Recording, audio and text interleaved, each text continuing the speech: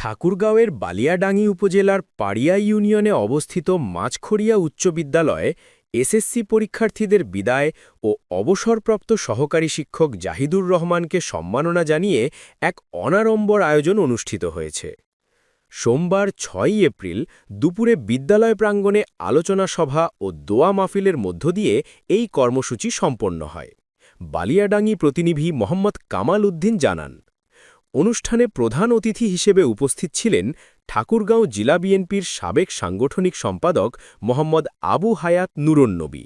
সভাপতিত্ব করেন বিদ্যালয়ের সাবেক সভাপতি ও পাড়িয়া ইউনিয়ন পরিষদের সাবেক চেয়ারম্যান মোহাম্মদ আহসান হাদিব বুলবুল। বিশেষ সম্মানিত অতিথি হিসেবে অংশ নেন বালিয়াডাঙ্গি উপজেলা বিএনপির সদস্য সচিব ও সাবেক চেয়ারম্যান অ্যাডভোকেট জিল্লুর রহমান এবং উপজেলা বিএনপির সাবেক সাধারণ সম্পাদক ড টি.এম. মাহবুবুর রহমান। এছাড়া অনুষ্ঠানে স্থানীয় রাজনৈতিক, সামাজিক ও শিক্ষাগণের বিভিন্ন পর্যায়ের ব্যক্তিবর্গ উপস্থিত ছিলেন।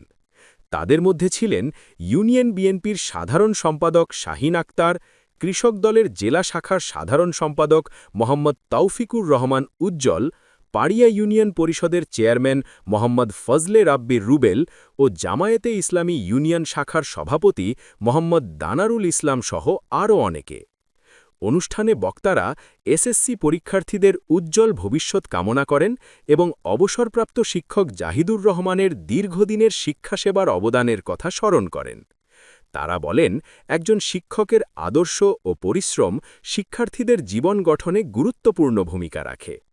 অনুষ্ঠানটি পরিচালনা করেন বিদ্যালয়ের প্রধান শিক্ষক মোহাম্মদ মতিউর রহমান। সঞ্চালনায় ছিলেন সহকারী শিক্ষক মোহাম্মদ ইসমাইল হক দুলাল ও হরিদাস চন্দ্র সিংহ। সার্বিক ব্যবস্থাপনায় ছিলেন বিদ্যালয়ের শিক্ষক, কর্মচারী ও শিক্ষার্থীরা।